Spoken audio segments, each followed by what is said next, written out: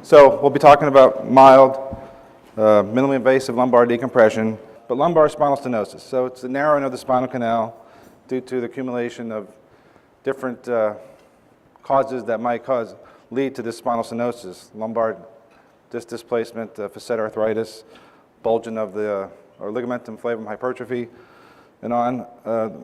It's defined as mid-sagittal narrowing less than 1 centimeter. Essentially, prevalence increases with age. 40, 50 years ago, they'd do spinal decompression. Maybe people didn't live as long. Now we're seeing these people 10, 20 years later, and they've had decompressions, and they're developing other problems, severe spondylolisthesis or the fusions, and now they're developing adjacent segment disease. So the goal is to select a treatment that's going to be safe, cost-effective, low risk for the patients, and also that you still leave other options on the table.